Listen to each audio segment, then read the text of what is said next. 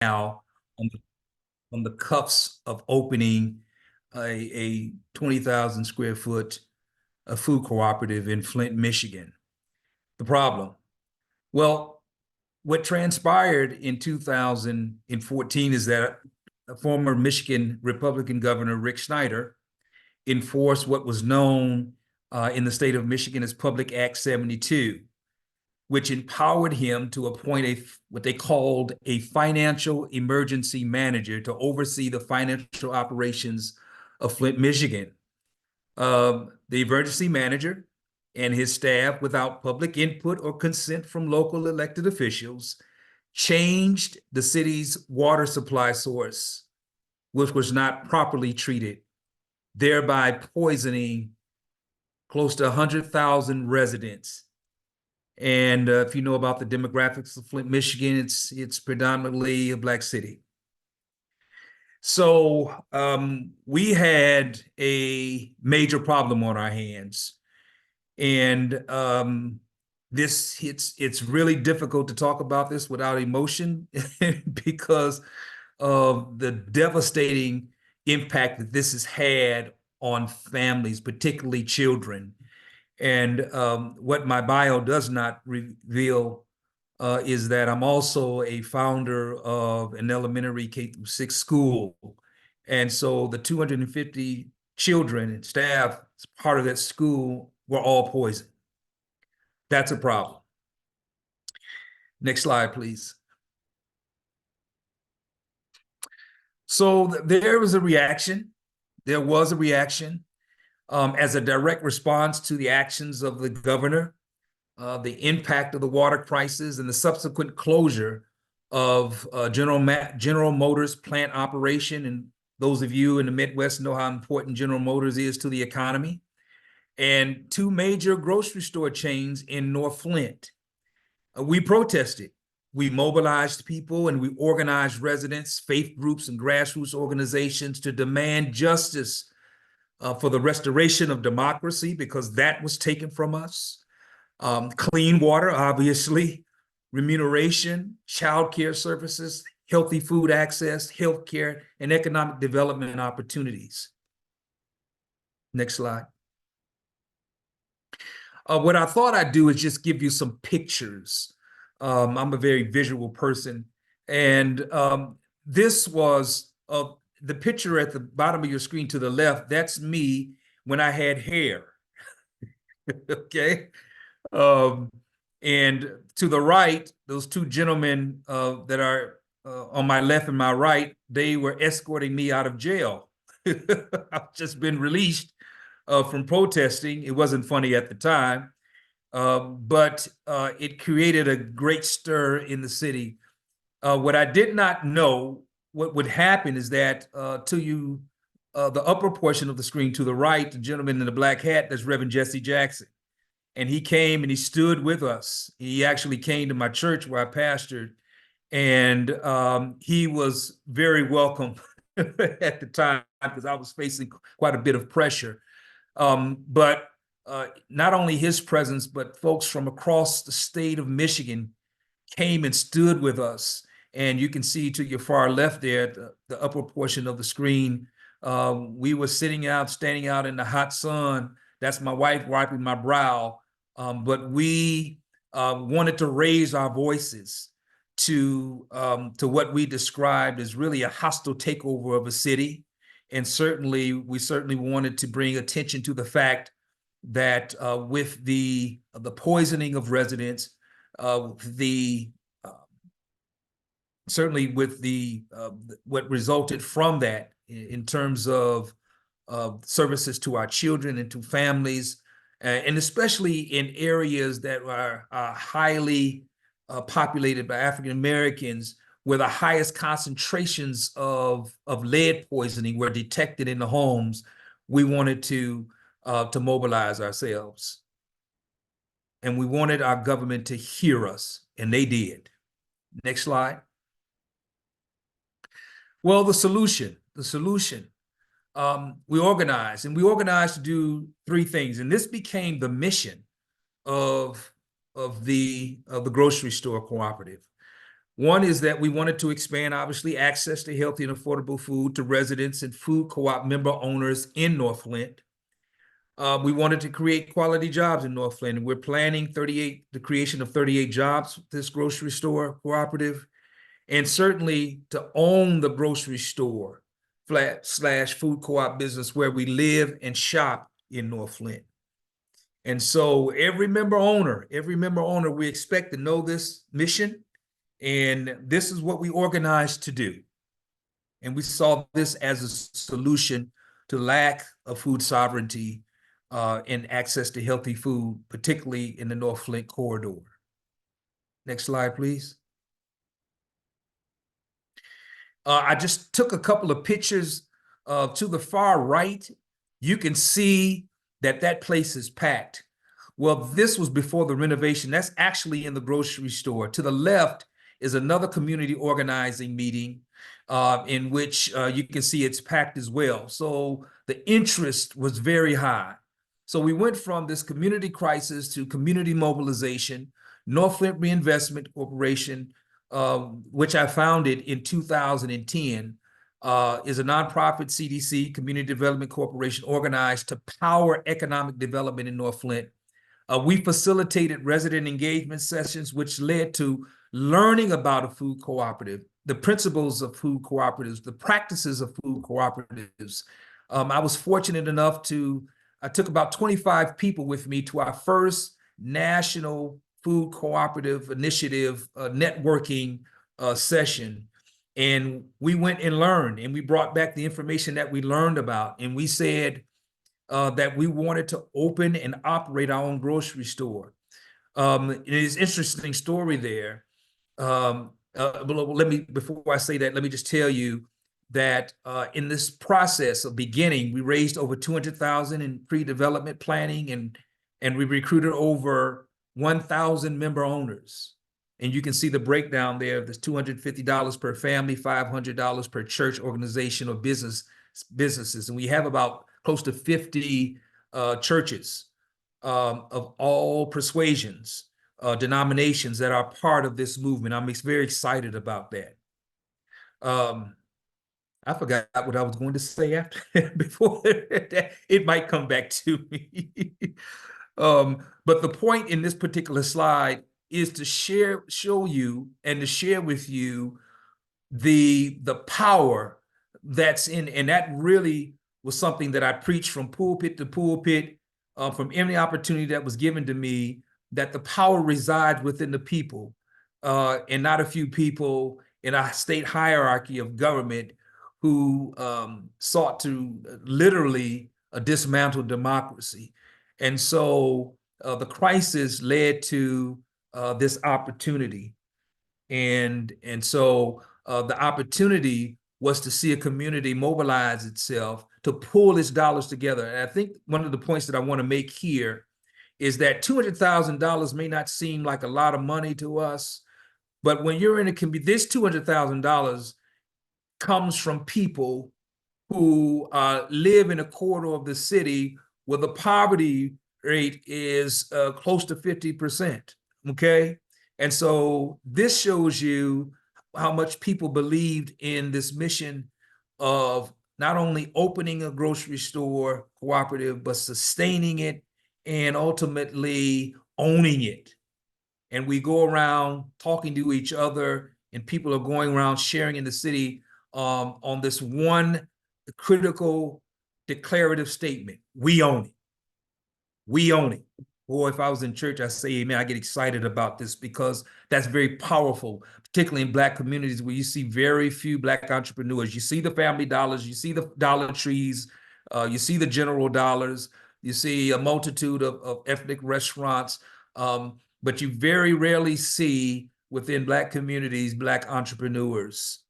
And so this is an opportunity for us to own our own business enterprise. Next slide, please. Well, I thought I tried to do a little design here. It's not very good. I should have just went with a straight screen. But just to give you some detail on the facility, North Flint Reinvestment purchased and renovated a 21,000 square foot church and repurposed it into what is now the food supermarket. And you can see it's a radical transformation. Radical transformation. The church had been blighted and abandoned, and we negotiated terms with the pastor and his staff to actually purchase the building. And we are, and I think the next slide is going to show about the construction of it. And I'll share more details in the next slide. So what I thought I'd do is just share some slides with you, what I've shared with our member owners. And that is, our construction is 99% complete. We're excited about that. It's been a long journey, guys. It's been a long journey. Our equipment and procurement and installation and store signage is about 98% complete. We do have some remaining construction tasks that need to be completed. Our exterior signage installation, our interior decor signage needs to be reordered. Some shelving needs to be installed. Certainly the store needs to be cleaned and sanitized. We need some refrigeration hookups and some ceiling tiles installed. I think the biggest piece, one of the most costly pieces to the construction, is the IT, data, and AV. What I didn't share with you is that not only will this be a grocery store, but we're going to have adjacent to it, actually attached to the grocery store, close to 10,000 square foot gala event center. And so we're excited about that. That's going to provide an opportunity for us to generate additional revenue by opening that space. And then the reality is that you can imagine that within a 10-year period, we've had challenges. We've had many challenges. We've had construction overrun challenges. We've had equipment procurement managers' inability to keep subcontractors on task as challenged. One of our most formidable challenges right now is dealing with our local jurisdiction, City of Flint. We've had problems with getting our inspections scheduled because they have high turnover. And then we're dealing with our city council's non-support of our ARPA funding request. And we've got some people working on our behalf, so we're hoping to secure some additional funding for the grocery store. Fund development has been a challenge. This project started as a $9 million project, and it's above that now. It's more, our global sources and budget is about $10.5 million right now.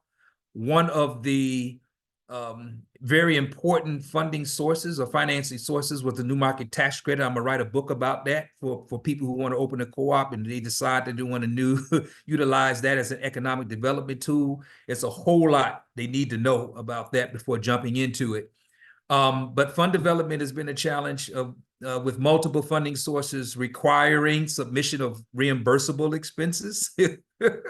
We all know what that's like, right? You got to spend the money first and then you back, right? Next and final slide. So I'll just conclude with a key Swahili term that's very important to what we're seeking to achieve in Flint, Michigan, in terms of our pursuing our destiny toward food sovereignty. And it's really critical principle that we emphasize every month when we go on our planning meetings. And there's a term called, some of you may have heard of Ujamaa. Again, it's a key Swahili term, and it's one of the principles of Kwanzaa. And what it means is cooperative economics. And that means to build and to maintain our own stores, shops, and other businesses, and to profit from them together. Dr. Malala Karinga, who was the brain thrust and the founder of this term, is very near and dear to us in our efforts to achieve just that. And that is one of the key and guiding principles of food cooperation, is to establish not only expanding access to healthy food, but to be able to control and to create a more inclusive economy and control the economics of our community. And we're looking for individuals who actually live and reside in these communities to bring their dollars together in order to achieve a common a common goal. So I think that concludes my slides. Wonderful. Thank you so much, Dr. Thank you for Flynn. your attention, everyone. That was wonderful. That was very inspiring. I can't even imagine kind of working for 10 years on getting a store like that going, the number of phases and stages you have to go through. So I just want to take a couple minutes and invite people to quickly share what stood out to them in Dr. Flynn's presentation. Celebrate, what they've accomplished. If you want to share it in the chat, that's great. If you want to unmute and share, we can do that for a couple minutes. Or if you have any, quick questions for clarity, but very briefly, because we will have time later for Q&A.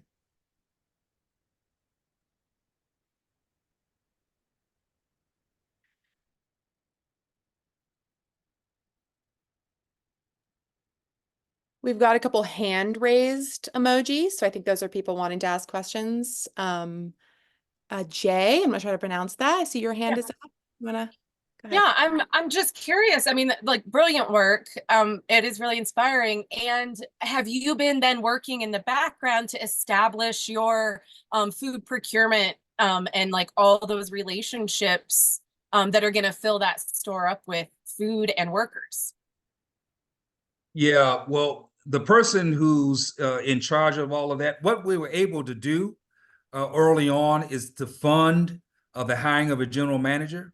Arlene Wilburn, she's not on the call today, but she was hired about 4 years ago, and she's been a part of the planning process, which I'm really, at first I was hesitant about it, but she's been the one who's established the relationship with the wholesaler. We've been able to take advantage of the networking opportunities and the contacts of our national food cooperative network, FCI. And so as it relates to equipment procurement, as it relates to the wholesaler and providing the inventory. Oh, let me say one thing about the equipment. We had an awful equipment procurement manager. I'm just being candid, transparent. Awful, absolutely awful. And think about that. Not only was that a challenge for us, but it was also a challenge for us that when COVID hit, right?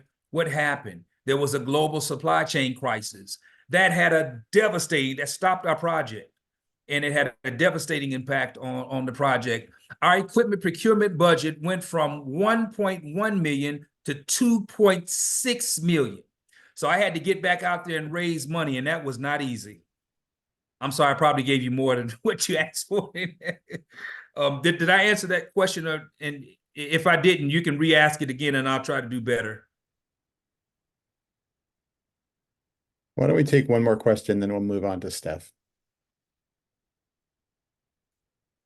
Oh, let me just say this. She asked about hiring. Arlene, of course, general manager. That's going to be a process, obviously, and she will oversee the hiring process.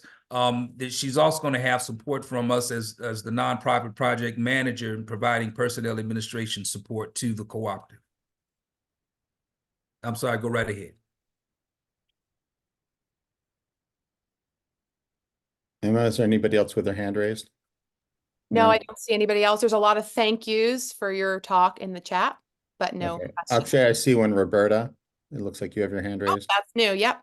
Go ahead. I just want to know, Dr. Flynn, how did you organize those meetings so that you got such a good response? Organize the initial mobilization meetings? Yes. We just got the information out. We, as an organization, had staff, and a marketing staff. I had also volunteers. I had a good core of people. Now, I was in a position because of my position with as a pastor, so I had access to pulpits, and I also had I had people within these congregations who volunteered to spread the word. We also did a little commercial. We went on social media, and so when the word got out, right, those people came in droves. So it was just a matter of getting the word out that we were organizing for the purpose of, and that, let me tell you, it was exciting to see. Well, it wasn't exciting initially because at first they were encouraging me to go to Kroger's and encourage Kroger's not to close the store, and the Chamber of Commerce, and they had already, so In the meeting, I said, no, we're not going to do that. We have to come up with something else. And that's when the idea of a food co-op came up. And so that's when we began our learning process. And there's people just started coming. Very cool. Thank you. Sure. Great. So why don't we move on? We'll have plenty of time later to ask questions of Dr. Flynn and of our next speaker. But I want to make sure we give our next speaker enough time. And that is person is Steph Wiley, who's the co-founder of Brooklyn Packers in Brooklyn, New York. And he is an experienced entrepreneur within the food sector. He's currently a cooperative fund of Northeast Co-op Navigator Fellow, one of the founding members of Brooklyn Packers, which is a Black and Brown owned and led food-based labor cooperative, and a former board member of Just Food in New York City. He believes aligned movements working together in solidarity is the best way to seek justice for all in our lifetimes. Through leveraging his entrepreneurial experience, he works to build food sovereignty for marginalized communities and to build health and wealth outcomes throughout cooperative food supply chains. And I know Brooklyn Packers is part of an effort to build an ecology of cooperatives in Brooklyn through Riseboro. So Steph, why don't you take it away? Hey, everybody. Good to see you all. New friends, some old friends. So I'm Steph Wiley, Brooklyn Packers. Brooklyn Packers is a worker-owned cooperative that came out of basically a business that I used to work for, that was a digital kind of farm share grocery delivery. So I was their hub manager, and myself and some other employees were working, and we had like delivery drivers. It was like an online delivery grocery, kind of like what Blue Apron is, and kind of like what Fresh Direct is in New York, or Instacart is nationally. But they over leveraged themselves financially through a venture capital fund. And we're losing money fast, and we're going out of business. And we were working hard to help support them, and did things like deferred our payments, our salaries, and we really believed in the business because it got really popular for a minute. It had like 700 members, and but all of a sudden it could not keep up with demand, and uh, they had a terrible cash flow. So we started to, or well, I myself started to go to these cooperative academy classes that were being held down the block. And I was like, oh wow, these co-op classes are great. I think that this business that I'm working for could convert to a work-on cooperative, and we can kind of like, just do a conversion. But because of the structure of the business and the venture capitalist money that had already accepted, they weren't able to. So I helped organize the folks that were there, working with me, and we just formed a business that did the work of what we were doing for the business that we work for, like packing, sourcing, delivering. That's what we really did operationally for them. I managed the whole hub and people. So I said, this business will probably be good as a cooperative because we will all own the product of our own labor, if we do it this way. And so we all left that business. We formed our own business, which later became Brooklyn Packers. It was called something else at the time. And we hired ourselves out to our former employer. And so our former employer paid us to do the work as a client, the work that we were already doing them as employees. That lasted for a very short time because they were running out of money, and we were demanding that they pay us the morning before we came in to work because we knew their financial situation. And so their money ran out. In the meantime, we had organized to become not an official cooperative, but we were taking cooperative classes and we were getting help from a nonprofit that helped us organize into an official cooperative called the Working World. And we became incorporated in 2016. We found an anchor business, anchor client that we did some packing, sourcing, and delivering for. And we started to grow a bit by bit. And this was in 2016. We got a couple of more clients and started doing relatively well. We learned a lot about packing and sourcing. We were doing the work that we had already done, but we were just doing it as a business. Some people left. We got really small. We started out with around 10 people, went down to like 6 people, then went down to 4 people, then went down to 2 people, and then went back up 6 people. And we're doing relatively well though through all the transitions. And then the pandemic hit, and which was a scary time and also definitely educational time. During the pandemic, because we had relationships with some nonprofits that were getting contracts from the city to move food through different programs, and also through the many mutual aid groups that popped up during the pandemic, in Brooklyn in particular, but also in the other boroughs, especially Queens. These mutual aid groups were buying food retail from grocery stores through a network of volunteers. And we were like, that's expensive, very expensive to do. And it takes a lot of work to send, 30 volunteers out to do personal shopping for an organization. So we said, hey, why don't we order all the food that you're buying wholesale? We got a warehouse and we hired some people and we started to organize for the mutual aid groups, doing the operations for the mutual aid groups. So they handled all their volunteers and all the folks that were receiving the food through different methods.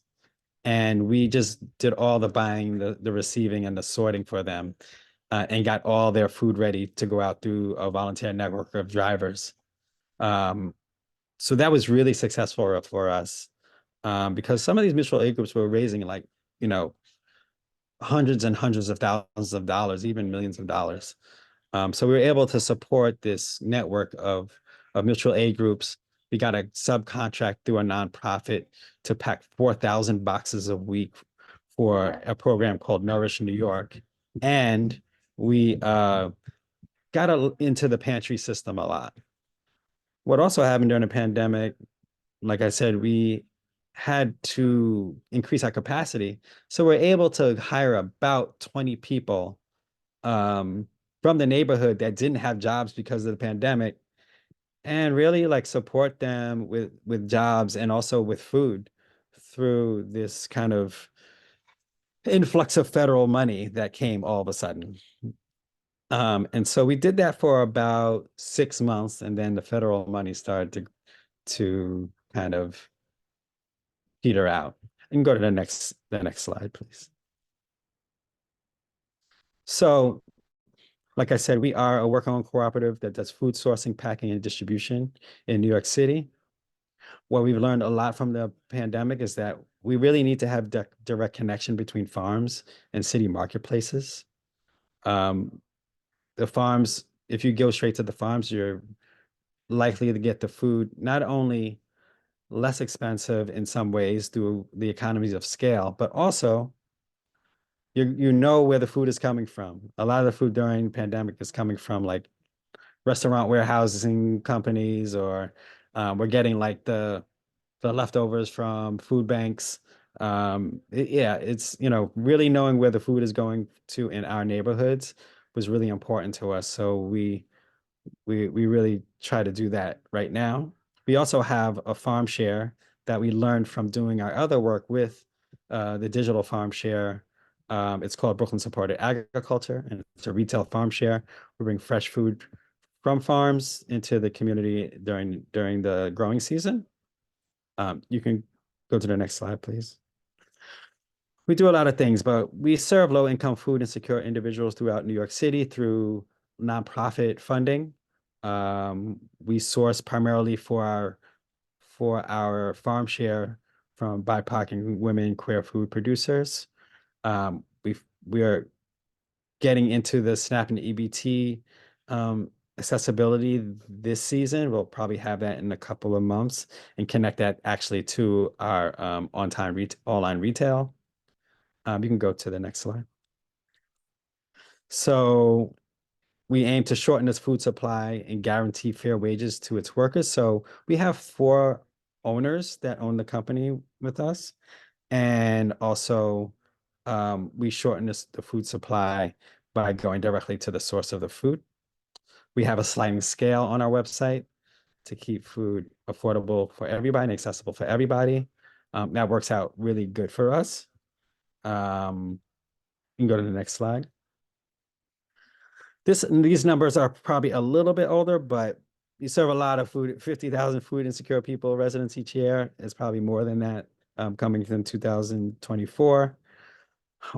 This year, we're going to do probably over $1 million worth of locally grown food through a USDA contracts through some nonprofits. There's a program called New York Food for New York Families. We have 2 of those contracts that are worth over $500,000 each. We send food to a doula organization in Brooklyn that helps support low-income mothers with food. We deliver food and get food for BIPOC trans communities with monthly distributions. And as during the pandemic, provided over $200,000 with 200,000 people with fresh food. You can go to the next slide.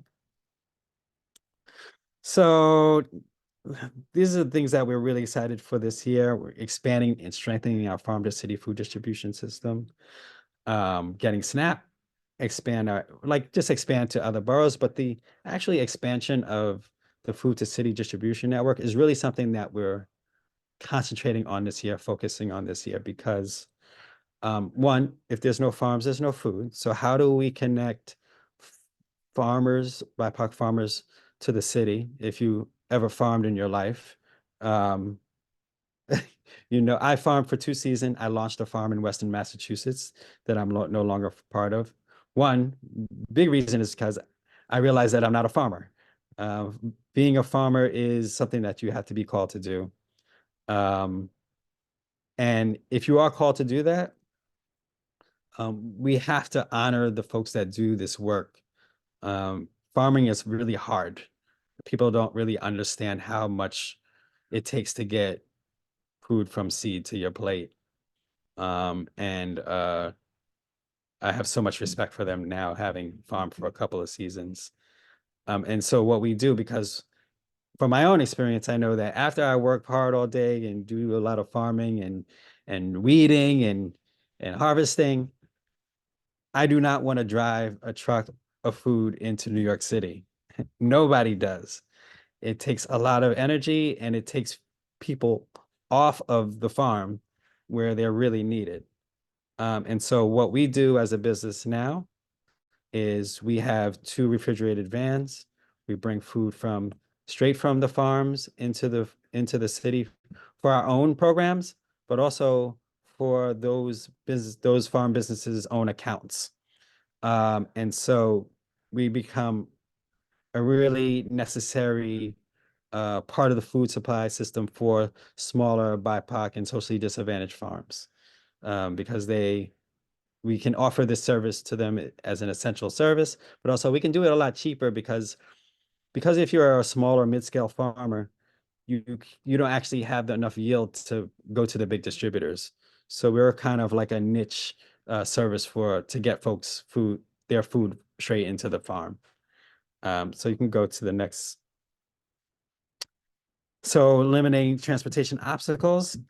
And also we're partnering with 2 farms, Sweet Freedom Farm in Germantown, New York. They're a BIPOC farm that focuses on abolition through syrup production and also veggie production. They're going to be one aggregation hub for us on the east side of the Hudson River. We're also going to have the same kind of thing on the west side of the river at a farm that is on part of an organization called the Chester Access Center, which is in Chester, New York. So we're going to have vehicles at each of these aggregation hubs that smaller farms can bring all of their food to a central location. And then we have our vans go from those locations down into the city. So those farms don't have to go into the city themselves. And we can pick up things from a central location that has cold storage and vehicles. And the other thing that we do also, we as a business think that we see ourselves as being in the service of farmers and farm businesses. And so we have been holding convenings in the Hudson Valley of New York to connect those farmers, small farms, to farm supportive organizations, because farmers don't just need transportation, they also need housing. Farmer housing is very hard to find. They also need health care.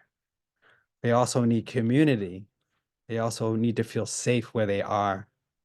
They also need other ways to support themselves. So we have these convenings of farmers. We just had one last weekend of about 30 farmers who need resources. And we invite supportive organizations like the Northeast Farmers of Color Land Trust. It's a land trust organization that can connect farmers to land. We have a connection to the Black Farmer Fund, who is an organization that has capital for BIPOC-owned food actors and farm businesses. So connecting them to the capital that they need. We also have contacts in a housing coalition for farmers.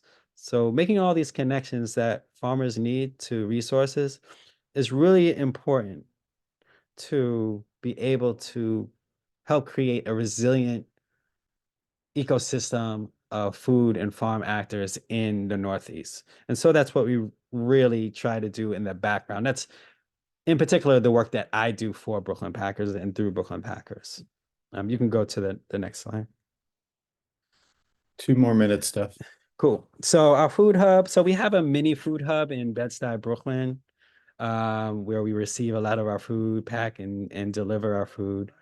We're again trying to provide SNAP and EBT benefits, accessibility for folks who need food, access to high quality food, and like really create a new revenue system to support continue business.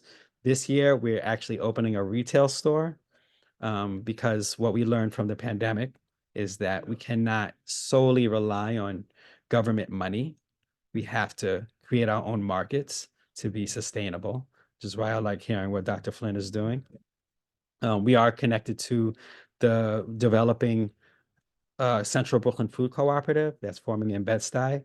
We'll be co-located in a building that we all were awarded through an RFP, that they're going to be in the retail level, the Central Brooklyn Food Co-op, and we're going to be in a sub-level in a production space. We'll be able to really support their sourcing. We'll be able to support some production. We'll be able to support cold storage for them.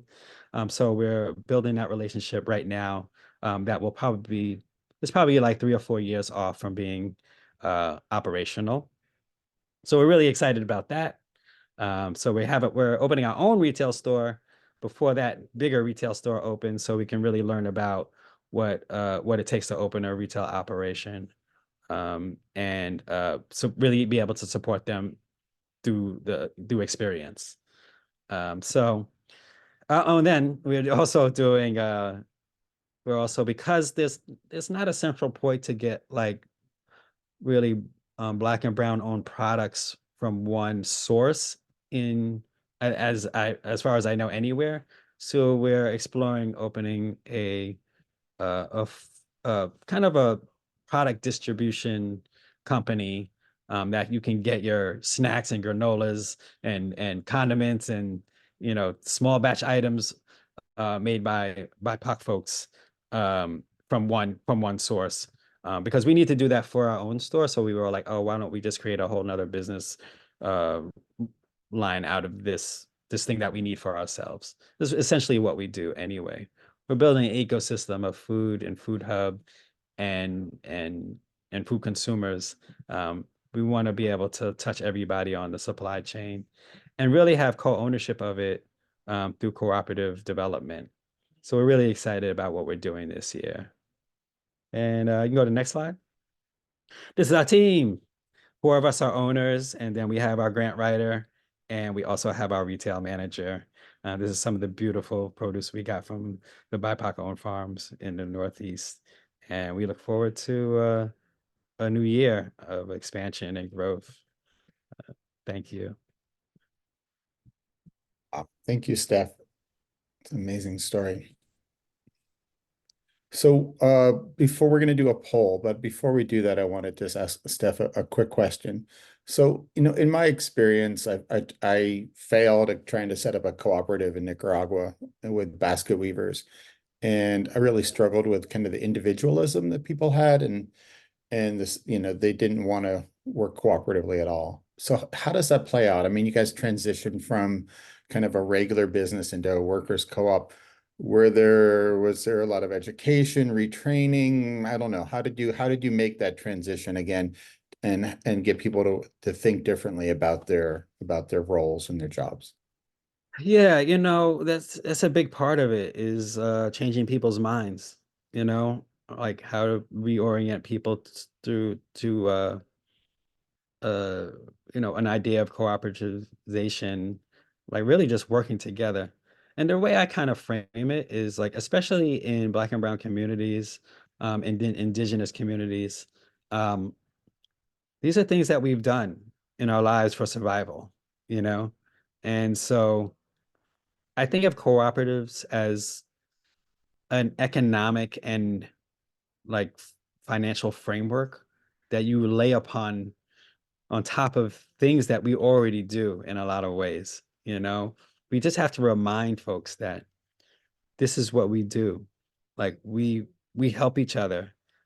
Like we do susus, we do mutual aid, we do collective burial accounts. We have a history of cooperativism in our history and from our ancestry. Like we just have to remember, we just have to talk to our parents. We just have to talk to our grandparents. We just have to look at our family tree and remember that this is what we do and this is who we are actually, and that this thing that we see every day on TV, in our Instagram feeds, on our Facebooks, in our social media is actually new. It's brand new. And that we still have time to pivot and do something different. I believe in cooperatives as a strategy, that I don't always agree with everything around cooperatives, but generally, I think cooperatives are a way for us to get out of the rut that we're in, to put it mildly. And so, yeah, I think it's really just a remembering. Dr. Flynn, did you have anything to add to that?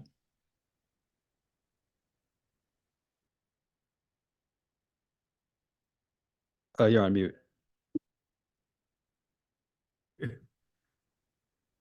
I think the point that Steph makes, just to reiterate his point about going back and really jogging the memory of this current generation about those very important cultural values of working together to achieve a common goal. And I think that's what Ujamaa represents and the other key Swahili principles. It is a challenge. It was a challenge back then. It certainly is a challenge now. Cooperative work, and I know we've got some co-op people and retail co-op people, is not easy work, right? But I think there has to be a relentless message. Relentless. You'll be amazed. I can just tell you some stories of some people who were just very pessimistic about this, and now they're full-blown cooperative thinking people. And so I believe as a part of going into a neighborhood or community that is not practicing those cultural values, that if there's a determined, what we call a righteous remnant, who knows the value, sees it, and can impart that value and love to them, that you'll eventually see a change. At least we did.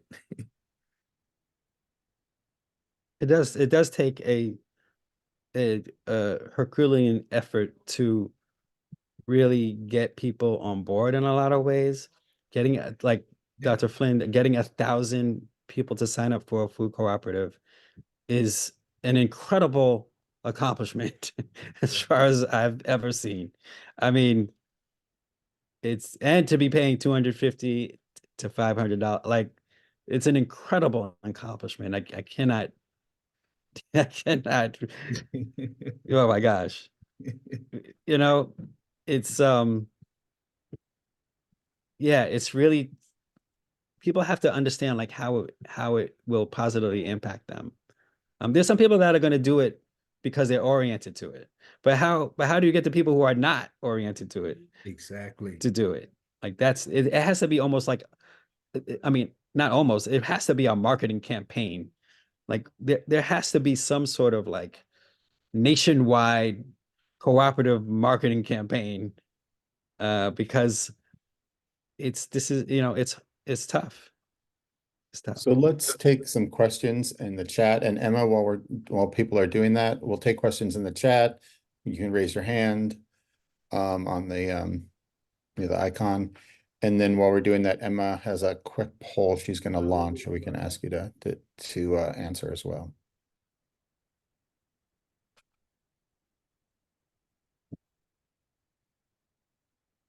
So I see a question in the chat from Asia. Not sure if I'm pronouncing that right, for Steph. So Steph, how often do you host convenings, and what ideas have you come up with for providing healthcare for farmers? They're trying to do the same thing in Chicago. My name is pronounced Asia, but you were close. Yeah, thank you. Great. Okay.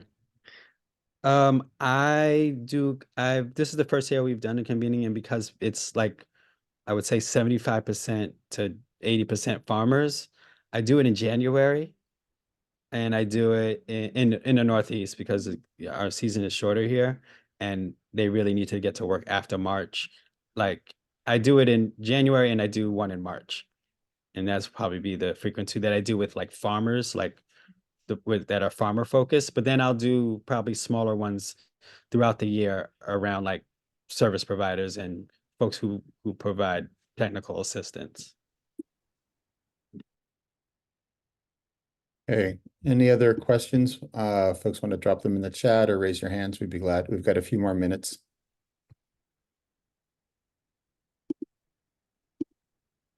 I had a follow-up question to what I asked about healthcare.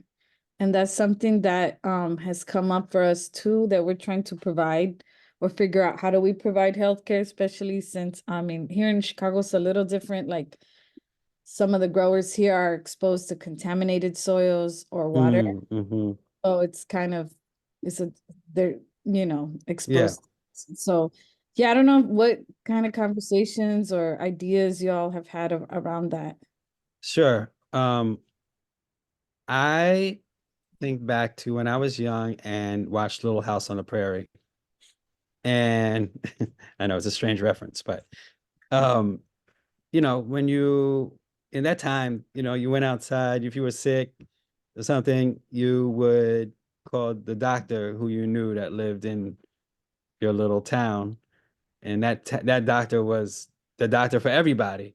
And so that doctor knew you, your family, your ancestor, like they knew everybody. I think that's how we do it. Like we have to, the healthcare has to be a part of our community, like for real though, not like you go to this center that's, that the folks, say that you should go to because it's in your network.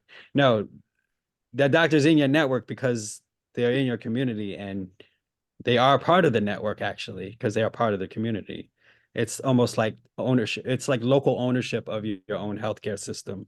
That is the idea.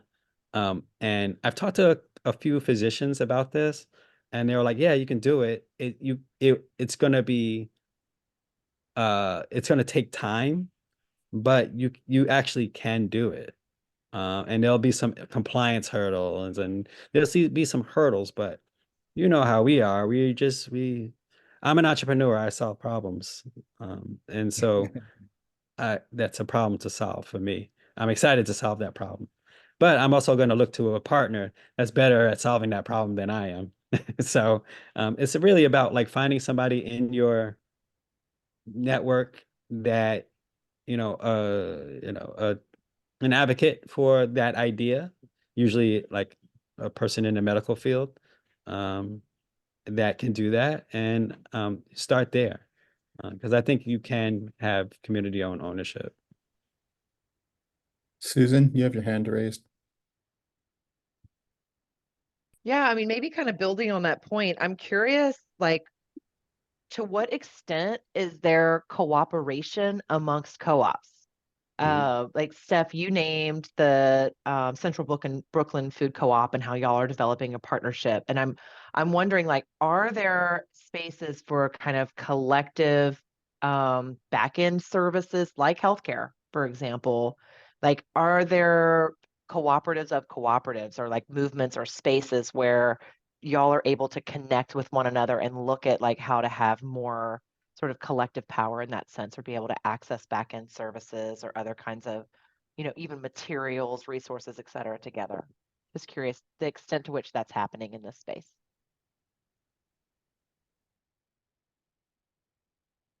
Yeah, I can speak to that. Like through our partnership with the Central Brooklyn Food Democracy Project, which we are a part of through Riseboro, they develop cooperatives, mainly food ones. So we're able to like do some services and provide some support for the newer cooperatives that have developed through food. Sometimes they need something that we can order for them. So we'll do some purchasing for them. We'll do some deliveries for them. So that's like a small way that we do it, just through the program that we are part of.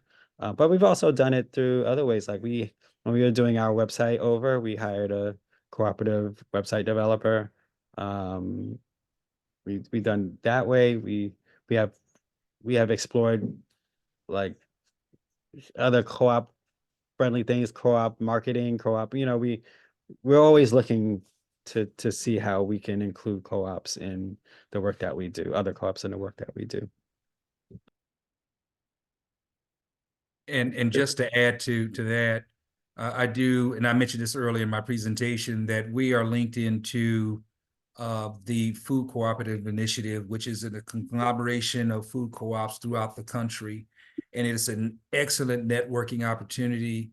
Again, I mentioned to you all that I took 25 people with me on our first co-op conference, and it made a tremendous difference in terms of us just simply understanding what a co-op does, and then networking with people who have already been where we are.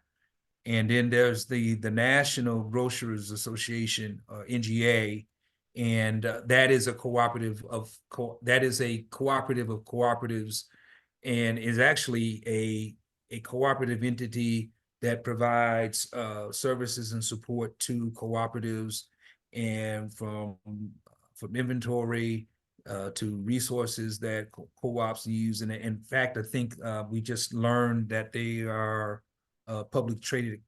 Oh no, are they not publicly traded company? I'm sorry. I'm thinking about something else. But there's a National Growers Association, which is a cooperative of cooperatives as well. Great. I think we have time for about one more question. Is anybody, anything standing out for anybody? Anything pressing issues you'd like to know about?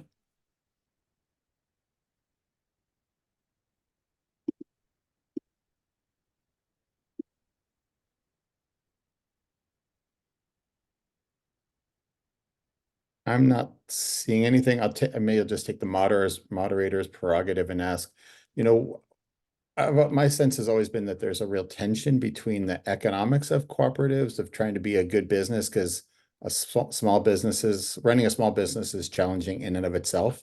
And then you've got the whole educational, social, political aspects of being the co-op. Are those tensions, or do they complement each other so that one can be more effective? Well, I'll tell you, Annie, it's really sensitive, and there is tension. Tension does exist, at least in our experience. And I'm going to tell you, it was been very difficult for me in making this transition, because I've had to kind of lead in a different way than I'm accustomed to, and Arlene as well. And so, you just don't make decisions that you think are in the best interest of the organization group without having involvement the organization from a business standpoint. That yet remains to be seen. When we open, but the food co-op folks or the member owners are involved in the decision making. So what are we going to do with dividend allocations? Will they be distributed to member owners? Will they be reinvested back into the community or to the store? I may want it to be one way, but the member owners may want it to be another. And so I can tell you this, from the initial planning stages up until now, it's been tension around issue. Absolutely. But Yeah. you work through, I'm sorry, go ahead. Yeah, I mean, and maybe this is what you're gonna get to, Dr. Flynn, is like, there's no, to me, in my experience, there's no one way, like, to cooperative, like there's different ways that people do it. There's different sectors, there's food co-ops, there's worker-owned cooperatives, there's producer-owned cooperative, there's so many different things that, to, to organize around. I think the tension, my experience with tension is around the relational aspect of cooperatives. A lot of times the way that cooperatives are developed in New York specifically, and I think this is maybe true, worker-owned cooperatives and other cooperatives, it's that, you're getting you put a call out for people to get together that don't know each other or know each other in some way. And, we all think we know each other in ways according to, like, affinity, but when you get down to it, you may realize, like, after a minute, that, hey, we don't all actually have the same ideas about all the things that we're into. We may be like, yes, food justice, but how food justice may differ. Like, we may be like, yes, let's form this food co-op, but how do we form it? Or, like, it's not cut and dry. So you have to keep your eye on the prize, as they say. What is the goal? My goal even is not to let the you know perfect be the enemy of good. You know what I mean? Like, sometimes you just have to open and you figure out if everybody is committed to the mission. The relational part of it that's when the relational part of it comes in. It's like, how are we actually working together? What are our agreements? What is the governance? The governance is important, like establishing that in the very beginning. Like, our cooperative actually didn't do that. We we we took a while to get our governance, but my cooperative also is a very specific situation, and everybody's situation is different. I happen to have my cousin, who is like my brother, and also my actual blood brother in my cooperative, and so we tend to, like, we are able to, like, work things out in a way that is much easier, usually. Not all the time, but we know we're not going to be fighting each other. So, that being said, it's like, we have to look at all the ways that cooperatives can be formed. I think we have to have, there are different pathways. There are co-op development from scratch, like nobody knows each other, and we're throwing the people, unfamiliar people together to form this thing that we're all of a sudden we're supposed to be business partners. That's difficult in any situation. And then there's conversions, which, people who may have been working for each other and with each other for, many, many years, all of a sudden had to be educated on how to own a business together instead of just doing your job. And those are very different. I think there is a sweet spot in there somewhere, between I'm both. still looking for it, Steph. Yeah. I think there's a sweet spot. I think we have to do it intentionally though. Like I think Sure. if I had to open another kind of business, I probably would open the business with maybe a couple of people that are excellent in that field and intentionally grow that business to be converted into a cooperative. And that may not work for every industry, but I think if I had to choose to do something again from like open another business, which I love to do, I love to explore opening businesses. That is actually how I would do it. Like I would be like, oh, we're gonna build this business to convert into a cooperative. So it has a strong financial base, because that is really hard for people to not get paid or sometimes get paid or intermittently get paid different amounts. It's really difficult for people. I'm an entrepreneur, so I have the tolerance for that, but not a lot of people do. And they don't have the supports to do it. So I really hate to shut down this conversation because it's just getting really interesting. But we are kind of nearing the end of our time. So we really appreciate both of you, Steph and Reverend Flynn, for your contributions and your wisdom. I mean, I'm going to pass it off on to Emma, who does have just a few closing things she needs to wrap up with, and then we will unfortunately say goodbye to you all. Yeah, so we're just getting this webinar series kind of off the ground. This is only the second one. So, we're advertising through a lot of different channels, and I'm just curious if people can quickly drop in the chat where they heard about this, get a sense of, what's actually reaching people. You can also drop in there if there's a place you think would be useful to advertise to that you're not seeing it on. So that would be really helpful to see that. The other thing I'm just going to plug, I think Susan's going to talk about this a little bit more after me, but we have 2 more calls that we're setting up right now. There'll be more after that, but these are the 2 we're kind of focusing on. We've got one in April 24th, about land access. And then we're doing the one after in May on the 22nd, and we're going to talk about share leadership. So keep an eye out for more info about that. I'll be sending out speaker info and kind of more in depth what those are going to look like soon. And then just sort of a plug for ISED, which is one of the co-sponsors of this webinar. We are providing technical assistance to other Community Food Project grantees. I think many of you are CFP grantees. So we're in the process of kind of setting up those systems, what they're going to look like, in what way we're going to provide that assistance. So I think some of you have seen the survey that went out, and probably some of you also filled it out. We're doing some more outreach around that as well. Especially if you're a new grantee, you'll probably see emails coming in from myself or Andy setting up some calls. And then just want to encourage you to reach out to us if you have questions or you need follow-up.